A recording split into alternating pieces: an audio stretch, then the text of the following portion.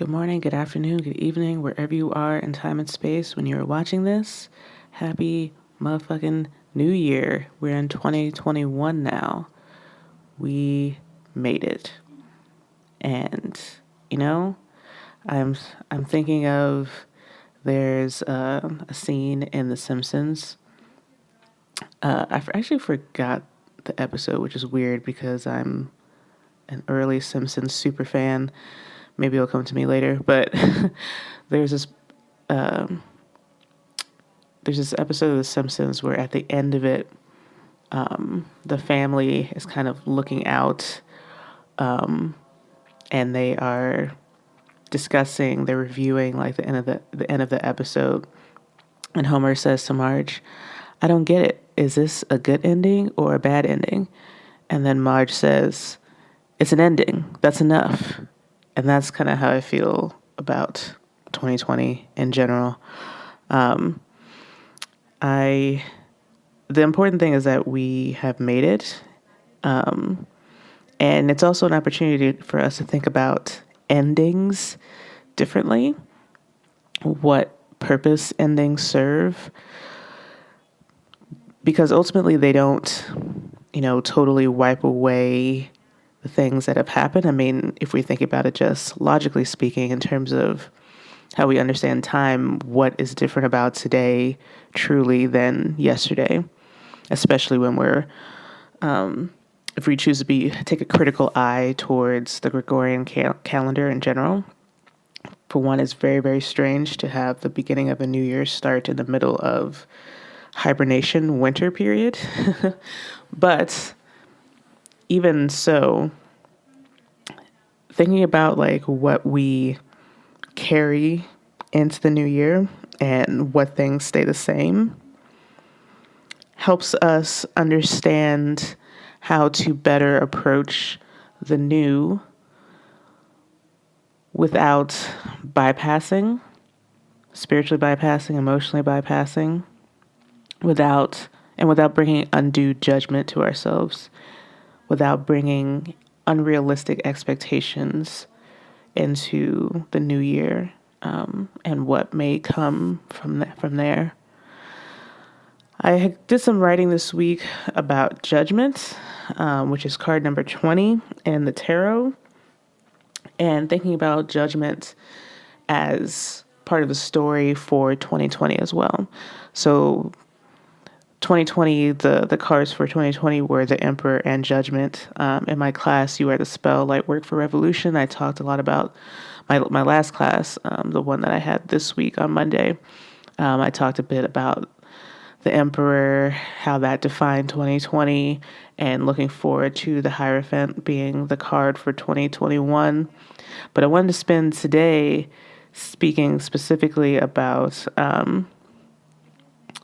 Judgment as a card for 2020 and why that was also appropriate, an appropriate card for the things that we move through, which I think helps us frame what we're moving into in 2021 as well. So yeah, I just want to spend some time reflecting on this year and how Judgment played into what we learned this year.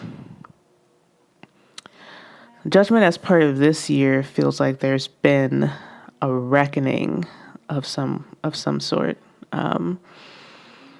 Another frequent word that is used to describe Judgment, both like if you see in different tarot decks, Judgment is not always called Judgment. Sometimes it's called awakening. There's been like an awakening, a shining a light on what has on our systems, and what has come through them, what we have sown through these systems that we've had in place. This card is Judgment is also relevant as a way of thinking about the fact that this year has shown a light on the ways that we are connected to each other, and in the ways in which in addition to the ways in which our systems have failed us. This year and Judgment has illuminated and made things abundantly clear about what we are working with. And in that too, judgment is an invitation into transformation and understanding if we choose to accept it. So in some ways, we've seen like consequences to a certain extent through judgment, but thinking about judgment in terms of like a Judeo-Christian, specifically Christian kind of framework of judgment day, last days, you're going to be sorted into good place or bad place. That is not the framework through which judgment in the tarot is working through. Judgment in the tarot is about opening up your eyes, a great equalization of our experiences, being able to see things for what they are without casting any kind of value system on it. Lindsay Mack, tarot reader, describes. I found her description of judgment very useful when I was a student of hers back in 2016. She described judgment as like having the ability to trust yourself to buy like the clothing that fits for you and works for you, as opposed to trying to convince yourself that you will, slim yourself down or change yourself radically. So you need to like buy or keep clothing that is not suited for your body in some way. So that's like taking a real critical eye of like how we perceive ourselves, and then being able to take a conscious kind of like effort to be with the reality of where we are. Taking that action is part of it. And that choosing, if we, so that's what we have the opportunity to do if we choose to accept it. And the choosing is the key part here.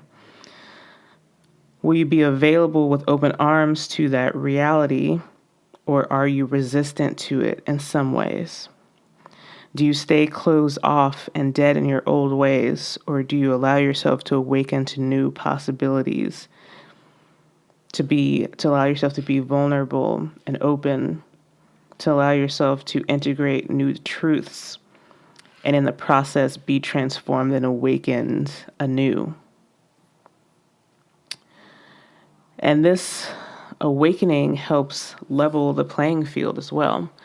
So speaking of The Good Place, I have been watching The Good Place with the friends I'm staying with, and we just finished the show last night, about half an hour before midnight. And spoilers for The Good Place, if you haven't seen it yet and you want to watch it, I highly, highly, highly, highly, highly recommend this show. It's very, very funny. It's very philosophical, very spiritual, it's just like a quality ensemble cast storytelling with a great heart that speaks to some of the biggest questions that we have in our world. So check it out. And again, spoiler warning, if you haven't seen it yet and you want to watch it, just skip ahead a little bit and we'll hope for the best. So at the end of the Good Place, basically the premise of the show is that there are these people that have died, and they wake up and they are told that they are in heaven. But as they kind of go through their days in heaven, they start to realize that, wait, actually, this doesn't feel like heaven. I'm actually in the bad place. I'm not in the good place. I'm in the bad place. And from there, all kinds of interesting adventures ensue. But ultimately, what they end up being on a journey on is trying to find ways to get to the good place. It's about like how they have grown ethically and spiritually, and not just about how they personally have grown ethically and spiritually, but as their own kind of spiritual and moral worlds have transformed, they also realize how important it is to make the good place more accessible to other humans, to other souls as well. So in the last few episodes of the last season, they ultimately they end up getting to the good place because of their good deeds and their tireless pursuit of transforming the system of good place, bad place, of ending the system, the binary of good or bad. Ultimately, they get into the good place, and when they get to the good place, there haven't been any new humans, new souls that have come to the good place in like 500 years. When they arrive, they realize that all the people there in the good place have become sort of zombified, basically, because they have all of their needs met and they don't need to really think or about anything critically. And so it feels kind of like oppressive ultimately, and they kind of lose their kind of sense of life and their sense of being able to articulate themselves. And so when they're newcomers to the good place, and the group of newcomers to the new place, the good place, they are able to restructure how the good place works, where ultimately at the end, if you decide that you want to end your time in the good place, you can walk through a door and enter into the great unknown. And so that knowing that you will have ultimately like an out from heaven allows you to appreciate heaven more, and to also have some agency and being able to try something new and merge back into the cosmic order. Why am I bringing all this stuff up? So I wanted to like briefly talk about that, just because like watching The Good Place yesterday and ending the show on this kind of journey of reintegration, reintegrating the shadow with your light, and becoming one with the universe as a result of that. That's the positive, not positive, that's not the word I want to use. That's the whole and transformative invitation of the card Judgment, ultimately. What would it feel like to act as if you already have all of your needs met? How would you act with the assumption that you have all that you need and that you are a part of everything? How would that instill humility, faith, grace, energy, and passion into all that you do? How would you more deeply appreciate your loved ones and the time that you have on earth? And so I find that sort of energy to be a very cleansing and uplifting one to bring into 2021. How do we attune ourselves to the call of the angels like that we see on the card Judgment? How do we attune ourselves to the call of the angels without losing ourselves? How do we show up for each other? Thinking about Judgment also as a articulation of protest for what is misaligned or what is harmful to our society. Judgment is ruled by Pluto. And Pluto is a planet of massive transformation, and that can also manifest itself as, for example, volcanoes, earthquakes.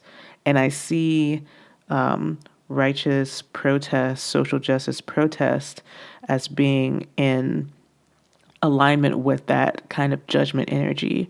The necessity of uprooting that which refuses to budge, that refuses to give up its stranglehold or its power. And so Judgment in that way has been an essential aspect of revolution and how we tap into the necessity of change in our society.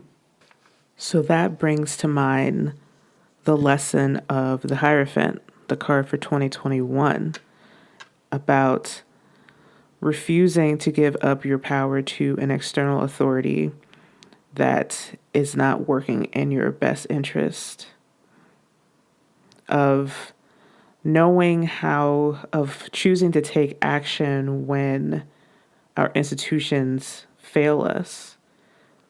It's being a caretaker for a legacy of knowledge, of aligned action and gifts, and disseminating that knowledge to those who are willing to receive it.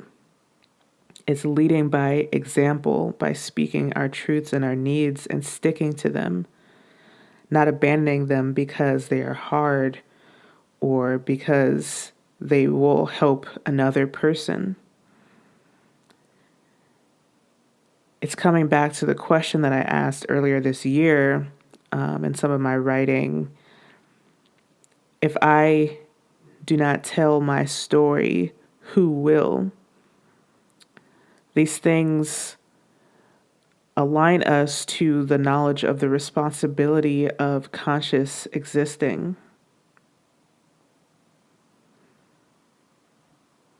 Learning to support ourselves within our belief systems and staying true to those laws that we have created for ourselves. And that is what is necessary for us to bring into 2021 for the crucial changes that are coming through to be integrated into our current realities, to keep ourselves safe, healthy, and protected. That commitment is what is necessary. And so, see, these are some questions that I brought up in my You Are the Spell class earlier this week. Is thinking about, like, as you think about 2021, moving into 2021, where is your voice needed? Where do you feel the call for your own voice to be heard? What are you a conduit for in your life? How are you a caretaker for the sacred and the holy in your life? And how does that inform your intentions for the rest, for this new year? So yeah, take some time thinking about these things. Happy New Year to you. I hope that your year is starting off well, that you feel safe and healthy and complete, complete, whatever that might mean for you, and that you are, that you feel ready. And if at the very least, if you don't feel ready for this year, that you feel like you are able to commit to continue to show up for yourself. Okay. You all take care. I'll check in with you next time. Bye-bye.